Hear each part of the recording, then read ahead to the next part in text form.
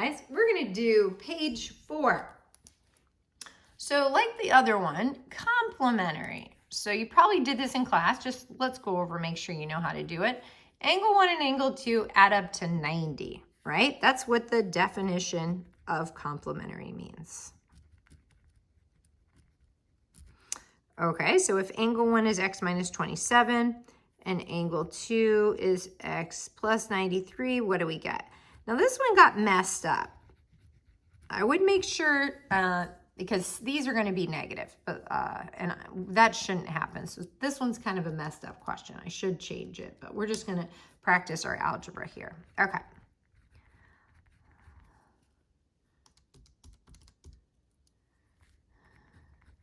So we get 24. So we get x is 12.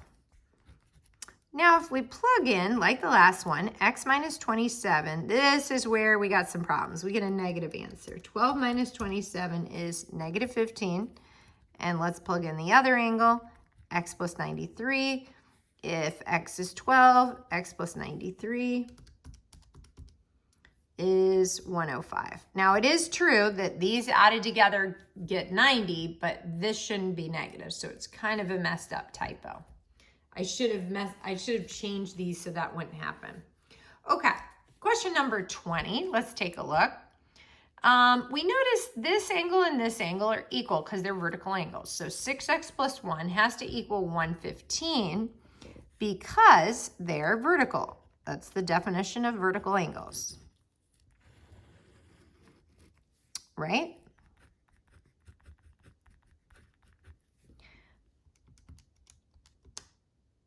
All right, so when I divide by 6 on both sides, I get x is equal to 19. Now let's solve for y. So a couple ways to do this. We could plug this back in just to double check our work. So 6 times 19 plus 1. 6 times 19 plus 1 is 115. So we also know that these are a linear pair, right? 5y and the 115.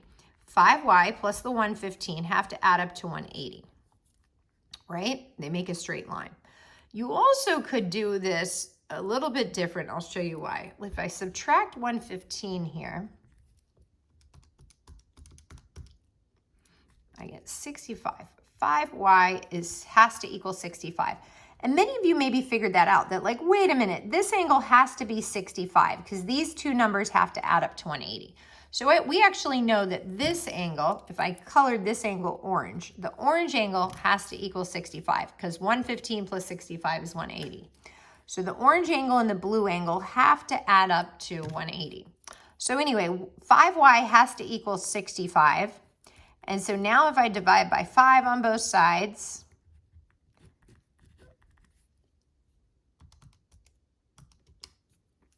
I get 13. All right, now those are the review. What are some questions from the test that'll be on the test? Let's walk back through this question. I don't know the lengths. This is an unknown size of a square, but I know the area of the square is 900 inches, and I know the area of a square is just x times x, right? So if I think about it, I could work backwards and solve what is that x if I know the area of the square. X is 30. Okay. So now that I know the length of the side, could I figure out this diagonal right here? And so if you're good at memorizing these patterns, if we know if one leg's 30, the other leg is 30, and the hypotenuse has to be 30 times the square root of 2. So my diagonal is 30 times the square root of 2. Let's say you didn't know that. You just go back to Pythagorean theorem. A squared is 30, b squared is 30, and the diagonal is just the last diagonal squared. So 900 plus 900 is diagonal squared. How many 900s do I have? I have 2 900s. So it'd be smart to rewrite it this way. 900 plus 900 is 1800, or 2 times 900. And then take the square root of everything on the left and everything on the right. We end up getting 30 times the square root of 2 for the diagonal. So you can do it this way or follow the pattern. All right, now it says find the perimeter of the square. So the square is the whole square, so this plus this plus this plus this, the perimeter of the whole square. Well, this is 30 and this is 30, so I just have to add up these 4 30s. So the perimeter is 30 plus 30 plus 30 plus 30, also known as 120. And those are in inches. Okay, cool. Now, most classes we did that question, but that was a good review. Now let's look at 22. What is the if the hypotenuse is 5 times the square root of 3? Well, we know that the leg is equal to the other leg, and the hypotenuse is equal to the leg times the square root of 2. So it's a different pattern here, but this is definitely a square cut in half, right? These angles are equal. This is 45 and 45. So working backwards, if the hypotenuse is 5 times the square root of 2, then we could use algebra to solve for the leg. All right, so square root of 2. So the leg is equal to 5 times the square root of 3 over the square root of 2. 5 times the square root of 3 divided by the square root of 2. And this leg would be the same thing because remember, legs are equal. 5 times the square root of 3 over the square root of 2. So now they said find the area of this triangle. So what is the area of this whole triangle? Well, area of a triangle is equal to base times the altitude. So 1/2, my base is 5 times the square root of 3 over the square root of 2. My altitude, splat, is 5 times the square root of 3 over the square root of 2. So we can multiply all the numerators and all the denominators. So I've got 1 times 5 times 5, that'd be 25. Then I have the square root of 3 times the square root of 3. Now let's clean up the denominator. I have 2 times the square root of 2 times the square root of 2. So that's 2 times the square root of 2 times the square root of 2.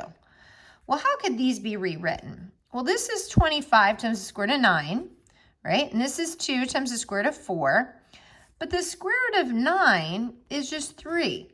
And the square root of 4 would be 2.